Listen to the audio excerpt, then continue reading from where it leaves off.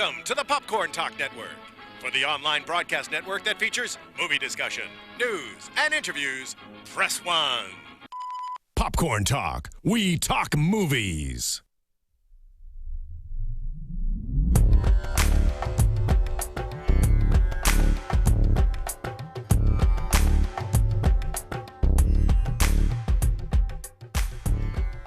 From the Popcorn Talk Network, the #1 online broadcast network for movie talk, this is BollyWHAT, the show where we break down all you need to know about Bollywood and its movies. Woo! Namaste and welcome to BollyWHAT, the first ever Bollywood show on the Popcorn Talk Network. All the way from Bombay to right here on Burbank Boulevard, we tell you all about this industry, why we should learn about it, why it's relevant. I am your host, Kanika Lal, where I'll be helping you along this journey. You can follow me on Twitter at Kanika Lal. And of course, my wonderful co-hosts, who I definitely would not be here without. Bolly, what are your names? Hey guys, I'm Michelle Fee, and you can follow me on Twitter at _Michelle Fee. Hi, I'm Vivian Adaobi, and you can follow me at Vivaciously Viv. Are you guys feeling Indian with this vibe? I am. Oh yeah, it's totally Indian festive for Friday. So Bollywood. This industry, What is it? what is this First of all. industry? Well, no. What do you? Well, when you tell people about Bollywood, right? What do you usually? Like, what reactions do you guys usually get from people? For me, it's usually more of like musicals, like oh, I love Bollywood because it's like so, like you said, like festive, and it's like really music-y. Right. And especially with So You Think You Can Dance and other shows making the Bollywood dance style so popular. right. So now people are more thinking about the music in the dance scene, and now they're starting to get introduced towards the actual movies that make it. Exactly. Yeah, exactly. Pretty much like anyone you tell, they're just like, oh, there's just a lot of music and dance, or the boy and the girl fall in love, but the parents don't allow it. Or like they're dancing around trees. Like that's literally like the reaction I get from people. I mean, it's nice that people actually like over the years, the past I think few years, they're understanding what it is. It actually is an industry, but it's still kind of foreign, the understanding of it. So that's why. It's foreign. Well, yeah, no pun intended right now. No pun intended. But yeah, it's. We have to understand like the roots of it, right? Like where it originated from the first films to why they are the way they are today. So let's get into the foundation. We're talking about like over 100 years ago, the Bollywood Beginnings. I can't believe it's been 100 years. It just seems like it doesn't seem that long ago, but right? Because people are just starting to notice it, but it's actually been that long. It's crazy. And it's really cool to see how the timeline of Bollywood and Hollywood just kind of synchronizes so well. Very much. That was very my much favorite part, researching. Yeah, definitely. And we're definitely going to get into that this episode for sure. So let's start off with kind of when the Indians would see the first film, right? So the concept of storytelling was always kind of known. They did it in their own way. They had, of course, all of ancient texts, which I think we talked about a little bit before, just outside about the Ramayana and the Mahabharata, which are, I guess you could say, the Bible. Not as religious, but it's like mythological stories, Greek stories. So they would kind of be telling their stories through paintings, and they would think creatively, like they would put it in a lantern and illuminate and like move it around. So they had that. That's pretty fancy. Isn't that creative? Fancy When I read about that, I was like, I know, seriously, like they had their way of telling the story. So it wasn't until when the Lumiere Brothers, they're two French cinematographers, they showed their film in Paris in 1895, and one film they showed was about a train. People actually got so freaked out they ran out of the theater. This is in Paris. They didn't get the concept. But when they showed it in Bombay, actually some of the Indians they weren't that fazed by it. They didn't run out of the theater. Yeah. So that's why it wasn't so foreign to them, the concept of film. So the Lumiere Brothers touched two people. One was a filmmaker. His nickname is Save Dada. I'm not going to say his real name because his real name has 31 letters in it. Oh my goodness. So I'm going to save myself by saying it's Save Dada. Like that's his nickname. Yeah, 31 letters. Can you believe it? That's why Indian films are so long, the title. It's crazy. So he pretty much got inspired. He went out and he bought a cine camera. Do you guys know what is? It's like the first. It's I don't know the exact, like, because I'm not really good at like technology, but it's like the camera that has that big like the big two loops. Right? Yes, exactly. So he bought that from London because, a little quick history note, of course. Well, we have a lot of history notes, but Britain invaded or took over India from 1858 to 1947. So with the help of Britain, he bought his own camera. He made a short documentary about wrestling. He filmed it in one of the iconic gardens in Mumbai, the Hanging Gardens. And that was kind of the short film. That was like the first time someone put something on projection in film. About wrestling. Yeah, and you would think it's about a boy and a girl fall in love, but it's about wrestling. It's about sports. Of course. They're men otherwise. Like, right. they had, you know, what can you do? I feel like that's so typical. Right? Because it's sports. Yeah, exactly. It just makes it that much cooler. That Right. The first big documentary was wrestling. Yeah, the first short film. So then, of course, following him, there were a few filmmakers. They got into the bandwagon. They got this almost a camera and they started filming things. But the first official, I guess, feature-length film was 1913. Was the father of Indian cinema. His name is Dada Saheb Phalke. That's fun. You guys can say that. No, I really want to say it one more time. Dada Saheb Phalke. So Dada means father. That's what we call him, the father of Indian cinema. Oh, that's cool. Yeah. Dada. Just say Dada. Okay, I'll just say Dada Dada. Phalke. Dada Phalke. Yeah. Dada Phalke. Yeah. Yeah, There you go, people. This is the quickest we've ever gotten anything. It is. There you Because it's go. just one word. Right? Exactly. So Dada Phalke, whatever you want to call him, he also got inspired by the Lumiere Brothers, and he saw the film Life of Christ. And when he saw this film, literally his own words were like, could we, the sons of India, ever be able to see Indian gods on screen? Wow, that's powerful. Yeah, it's interesting kind of how he got his influence, right, to tell a Yeah. story from religion. Especially since religion is such a driving factor for so many different just things that we have in the world and Everything. methods of expression. So that's really Exactly. cool. Yeah. I also think that's kind of interesting how it relates to today as well. Just Yes, because, completely. you know, like, aside from the religious aspect, I think it has, like, so much to do with, you know, getting more diversity on TV. Right. So it's an interesting, like, you know, I guess, statement that he made that, like, totally relates to today. Yeah, like you find something that inspires you. If you can make it in your own way, it's just all the more powerful. You know, it just speaks to your own people. Yeah. So he was called Raja Harishchandra, and I'm not going to have you guys say that because I'm probably not even saying it right. But I am. I'm credible, guys. But he based this character Harishchandra off of, again, another mythological story. He was pretty much a king who sacrificed his wife, his son, his kingdom. His wife. Well, yeah, and because he did it for the gods, pretty much. And then the gods realized how much he sacrificed, so they gave him divine power. Oh, wow. So this is a story. We don't know if it's true or not. We don't know if any of the stories in the Bible are really true, right? Right. As well. So it's just something that he got really touched by, the director, and he wanted to put this. Now, before we show a small clip of it, I want to just talk about a little bit about how he made the film. It reminded me so much of what we do today. He quit his job. He quit his job with a press company. His wife had to sell jewelry to make the film. Wow. And it's like he quit everything to like tell this powerful story. Like, isn't this a reminder of people That's today in a total LA? Like, Hollywood you know, LA I quit, struggle. right? I quit my job to just do some film. Like, You know, quit my corporate job, moved across the country, lived out my van for 4 years. Basically, yeah. pretty much. So it's a very relatable factor. I was like, you go, Dada Phalke. Like, I believe in you. So he had a passion to tell a story. So we're gonna just watch a very. It's of course it's silent, but pretty much we see a scene of him. If we see it. So that's the god. Or no, not the god, the king, Harishchandra. And it's totally funny, tell from his mustache. they're all. So what I really want to point out is that's a woman, right? Right. Wrong. Oh. These females were all played by males. Oh, goodness. That's kind of like... So that's supposed to be his queen who he's walking away with right now.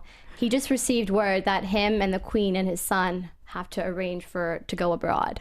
That's kind of the beginning of his sacrifice. Oh, and actually in the original film, they had English and they had Hindi. Together? Together, look, it's English. Wow. And they also have Hindi played. That seems really revolutionary Exactly. for 100 years ago. Right? Yeah. I know. It's craziness. pretty neat. So I thought it was just so hilarious how like all these males had to play females because females did not want to be in the film. They were afraid. They were like thinking it's too much. Didn't show a good light. People in the water, I couldn't tell if they were supposed to be like... They're supposed to be females. They're all frolicking in the water. Okay. And they kind of looked like females from here. It did. When I first saw it, I was like, they're doing a good job of wearing the female clothes, like the saris and all. And it's the first time they showed the bathtub, like scene in a bathtub, like wet saris, like supposed to be very like... Scandalous. Even today, it's very scandalous. You would see these women coming out of the water in their saris, and it's all kind of see-through. Oh. So 100 years ago, it showed some. Yeah, exactly. So I thought that was actually kind of interesting. And one more interesting note about the movie, he put up an ad. So many people, like even beggars on the street, wanted to audition. So I'm not sure if this is true, but it was in some article. I thought I had to share it, that he put up another ad after saying ugly faces need not to apply. Wow. Oh my God. But I wouldn't know if I can believe that, but I kind of believe it at the same time. I can believe it though, because if he's getting that many people who are interested in being a part, he probably wants to cut down on, his casting call line. Right, I know. So who knows? But he pretty much, he is the father, so he started what you could do with cinema, right? What kind of plots you can do. He created the first hero or heroine, even though they were played by males, it still was considered the hero and the heroine. And that concept of hero and heroine, which we're going to get into in many more episodes, it's pretty much like you see this actor and they just illuminate him so much. They make him like 30 feet tall. They make the actress so glamorous. And you call them hero and heroine. Like even today, you just see like some of my uncles, I would call them, they'd be like, oh wow, look at this hero. Like look at this actor. That's literally the terminology for it. So he kind of was the first to create that concept. It's really interesting with the males playing female, and then the concept of heroes and heroines. I know. I bet some people were looking, or some females might have been looking up to the heroines, and it's like, but who can? Yeah. Well, his second film, actually, he got actresses to join. Oh, cool. Females. They were like, oh, I like this. I want to get on this. I'm gonna show my wet sari on screen. No, they liked it, so he was one of the first to just make a plethora of films after, and then he jumped on, and then we have the 1930s, which by that time they were making over 200 films by then. From this film until then, making so many. Even the output today is still more than Hollywood. That's crazy. Double more than Hollywood. Of course, it's not as much money as it is today, but it's definitely a lot more. So I think you looked a little bit on Alam Ara, the first sound film. So this is a very iconic, 1931 it came out, Alam Ara, meaning light of the world. What did you kind of find from it? What did you find interesting about it? What was really cool is that this was really the beginning of the talkie movies. So all of the movies beforehand had no sound, black and white. And this began the era of movies where not only you could hear people talking, but music became real big and popular in dance, and color started to come into the film as well, and animation. So it really made the output of movies triple. Yes, so that was crazy for them. Like you mentioned before, the output had come, had almost doubled beforehand. At this point, from what I was reading, it tripled within a decade, the amount of output, almost 350 movies a year, just because more people were getting involved and wanting to see these movies because of Alam Ara. Alam Ara. Amara. No, Alam and then Ara. Alam Ara. Yeah, there you go. Alam Ara. Slowly but surely getting it. You're going to be more fluent than me by the end of this whole season of Bollywood, so good for you. I found really interesting with it was that beforehand, when it was silent, they weren't having as many people of middle class going to see the movies, but once the colors and the sound and the dancing became really popular, you started to see more of the working class and even some of the lower class coming out more in droves to the theaters to watch the movies. Why do you think that is? That's interesting. That's a really interesting thing. It is. And for me, I think, you would think that Bollywood influenced the culture of singing and dancing, but it's actually the culture that influenced Bollywood. Which is why I think so many people resonated with it. They kind of saw themselves on screen in a more dramatized way. I think that's one reason why they attracted a lot more working class.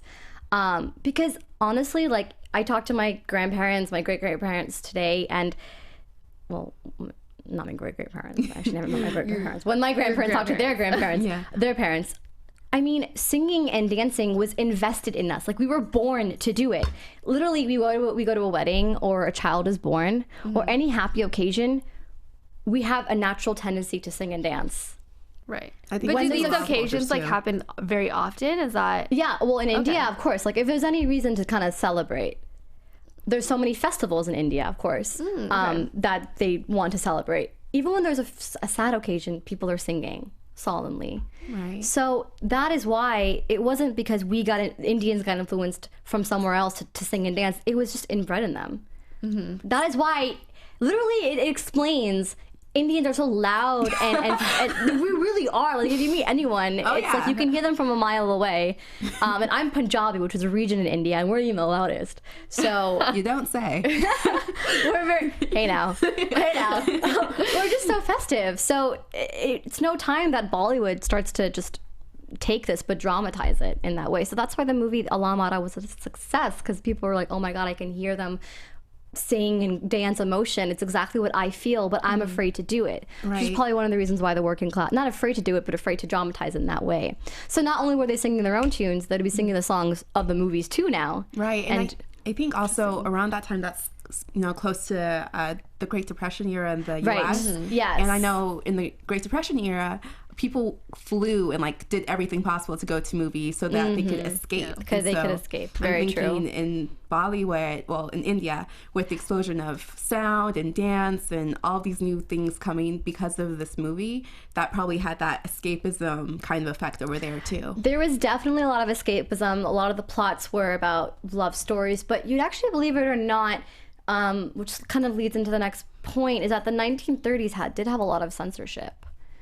because they wanted to portray films. Because when the British obviously took over, they wanted films that portrayed supporting of the war. And a lot of filmmakers in the 1930s wanted to show what goes on amongst the common man, between the rich and the poor. Oh, so like social class. A lot of socialist issues. So it's interesting because, yeah, you do see a lot of filmmakers doing that, but a lot of filmmakers wanted to show what was really happening. Like, it was a form of journalism, so to speak, Right. like really expose what's going on. investigative journalism? Yeah. Almost like Interesting. docu-style, but totally more dramatic and fun, and with clapping and dancing. With singing. Not too much of that, but yeah.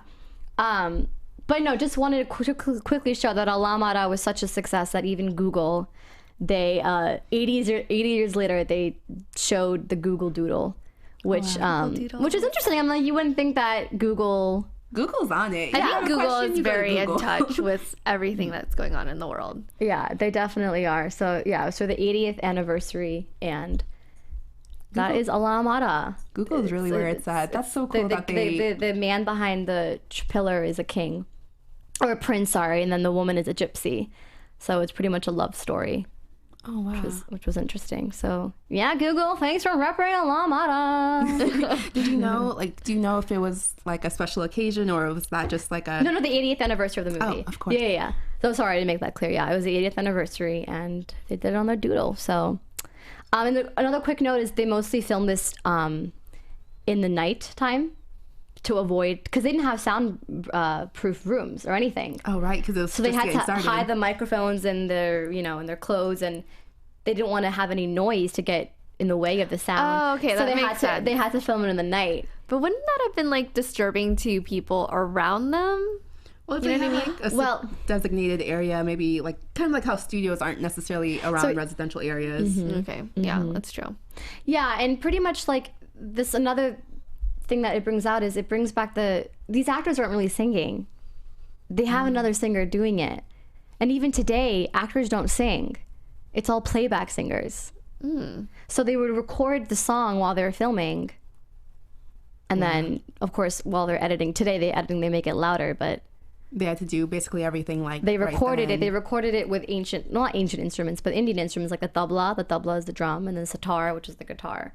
So that's how they would do it. So yeah, it's not them who's really singing. So that's what's really interesting is that it opened up so much more jobs for technicians, who can control the sound, for playback singers, for so many more. It just because there's dancing and singing, background dancers, they have jobs. True. Like, I want to be a background dancer in a Bollywood movie. I want that job. That would be so fun. Hire me. She already has skills if you haven't seen her. You haven't seen me, you should move my head like this. Right. So this is like, it paved the way. And it was actually so crazy too, the police had to control the crowd. like it was sold out for weeks. The people were just like mobbing the box office. Oh, the film. The film. Well, I can imagine, like, if you know, it was like a 3D movie or something like different for us, everyone would go in droves. Like Avengers, where stuff would fly at me. Yeah. Oh my gosh, I would run to the theater right now. Yeah, that's true. So it must have been that revolutionary for all of them back then. Completely. To see all of that. And it's still today. I mean, you see so many Indians just flocking to the movie theaters. It's their way, like you said, of escaping, of having fun and just, you know, getting stupid. It's not getting stupid. You're just getting entertained by watching stuff on screen. Well, I meant today's Bollywood. Oh. Which, of course, we're going to talk about that involving. But yeah, I mean, like, wow. Masala films. Masala means a mixture of Indian spices that blow your mind. That's like the definition. So that's so cool. As we go along and explain about, you know, the next generations, the 70s is an introduction to Masala films. So that's what I mean by just like, get silly, get stupid. Got it. But no, back then these films were hardcore. These were like real. You can relate to it. And then another iconic kind of moment in, you know, the 30s and the 40s was the kiss. 4-minute kiss that we saw in the movie called Karma. Karma. That's funny. Yeah. Karma is actually an Indian term. Yeah. So that's right. What goes around comes around, people. Like a 4-minute kiss. I don't mind that. Yeah, right? So 1933, this 4-minute kiss. To us, we're just like, okay, their clothes are on. What does it matter? Yeah. But back then, it was like, no. You don't do that. I mean, when they saw this, they were like, wow, we have to censor the shit out of these movies. But she's kissing her real life husband. That's her real life husband. Oh, that makes it so sweet. Yeah. Her real life husband. Then go ahead. 4 minutes, 40 minutes, 4 hours. We'll still be here. That's funny. Yeah. They did a lot of like, but you guys may or may not know though, after that, Bollywood just completely, or Hindi cinema, Bollywood, they just they forbid it. No kissing, no nudity. Instead, they would show like the lights turning on and off if you're supposed to be having fun, or birds flying or flowers shaking. So that was symbolism. A lot of symbolism, and of course, as we go along, the singing and the dancing, expressing their emotions. So how long did the censorship go for? Then? So I would say up until the 2000s. Oh wow, that's a really long time. I'm not to say that the kissing didn't happen. Right. It still happened in some movies in the 90s.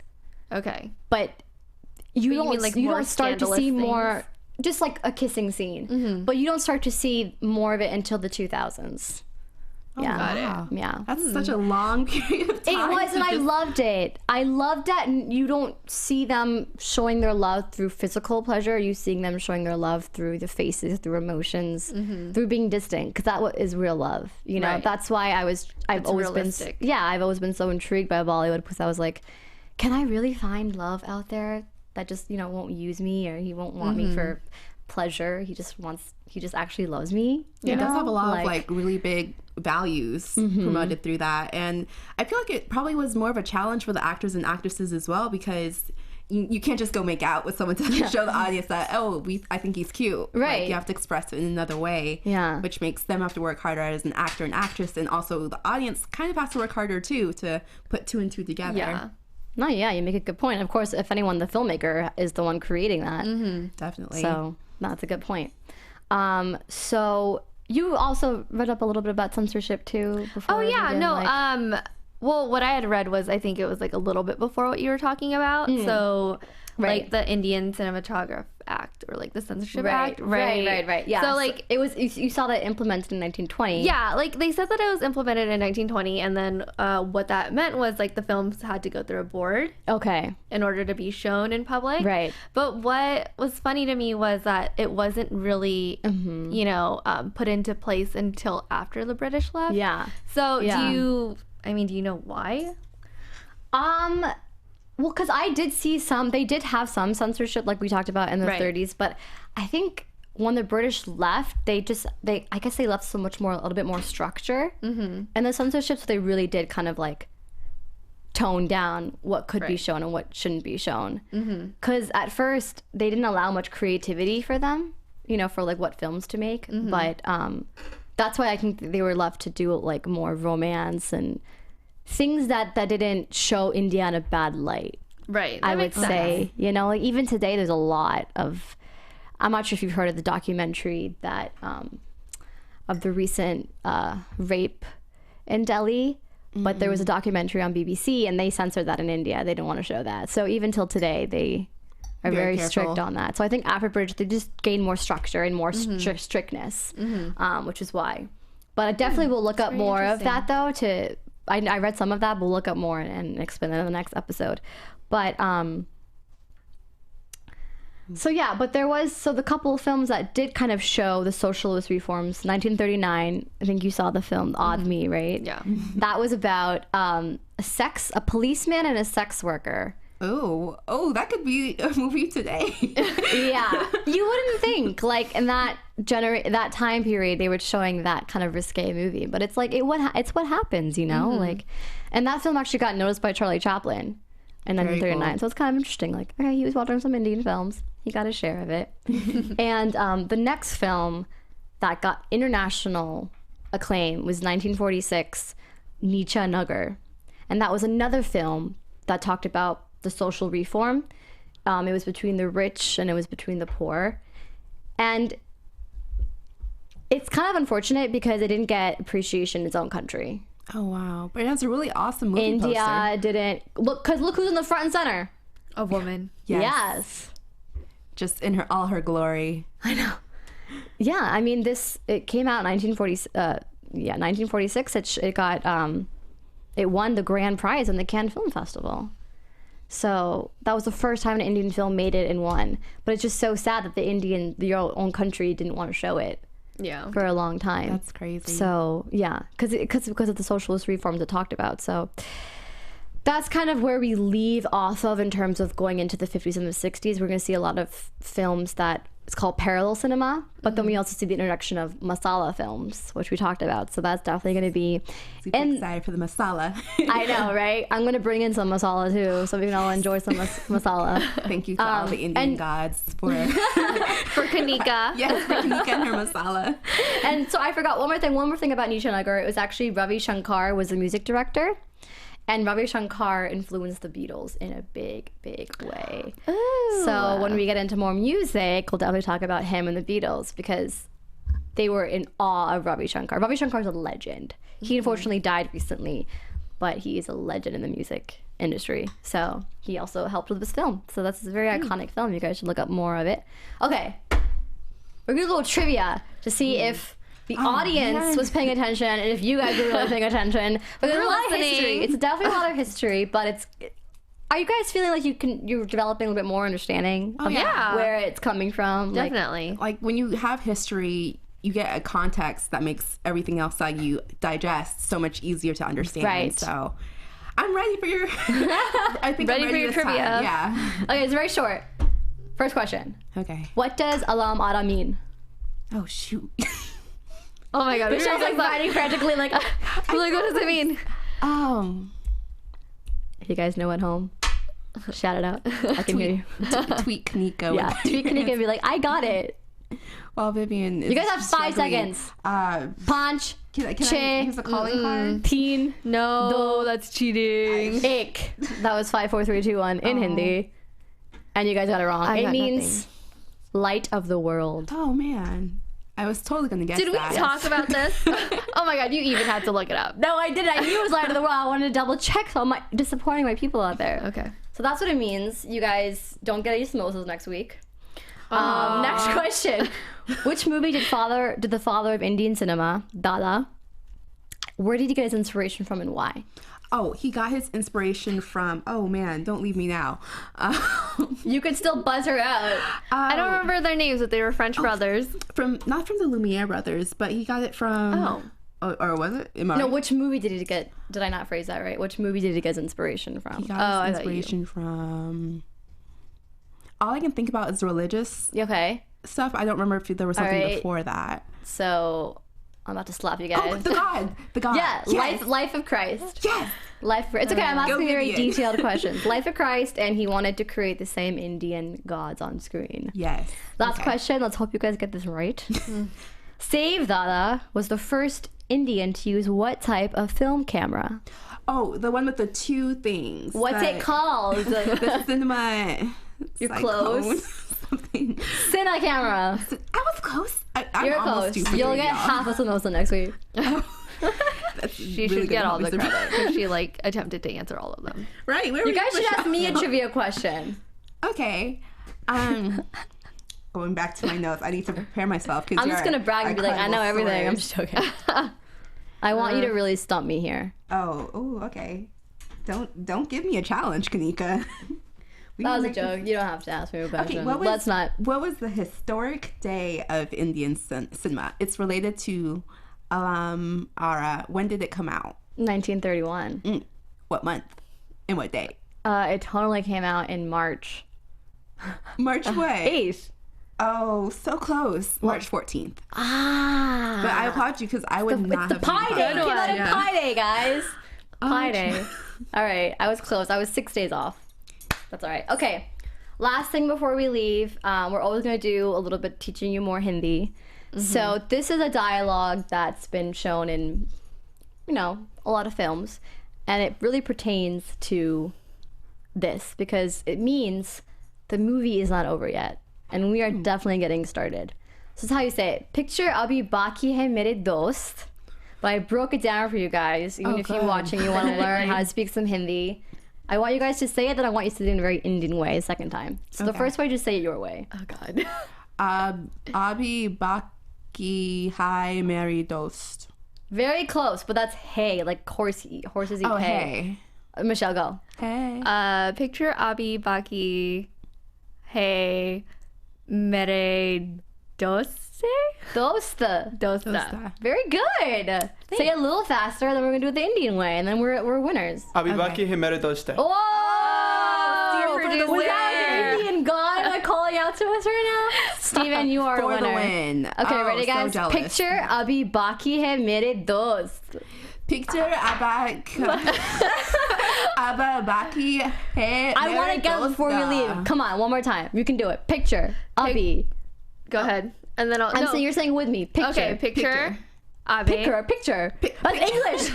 Picture abhi. Picture Abi. Baki. Baki. Hey. Hey. Mere. Dost. dost. Picture abhi baki hai mere dost. Picture Abhi baki hai mere dost. Oh, and now the Indian way. Picture abhi baki hai mere dost. Picture Abba. Where'd it go? All right, I think Steven's getting sick of us because Okay. you guys need to practice that. All right. Practice the Indian For next way. time. Thank you guys so much for tuning in to BollyWHAT. I hope you learned a little bit more than you didn't know before. If you already knew it, well, keep tuning in because we're talking a lot more things. All right, guys? I am your host, Kanika Lal. You can follow me on Twitter at Kanika Lal and on Instagram at YouCanHaveItLal. And where can they find you, lovely, lovely girls? You guys can find me on Twitter and Instagram also at _MichelleFee. And you can find me Twitter and Instagram at vivaciouslyviv. And definitely tweet me as I try to figure out how to pronounce all Leewood's words. Thanks, guys. Namaste. Namaste. Namaste. From producers Maria Menounos, Kevin Undergaro, Phil Svitek, and the entire Popcorn Talk Network, we would like to thank you for tuning in. For questions or comments, be sure to visit popcorntalk.com. I'm Sir Richard Wentworth, and this has been a presentation of the Popcorn Talk Network. The views expressed herein are those of the hosts only and do not necessarily reflect the views of the Popcorn Talk Network or its owners or principals.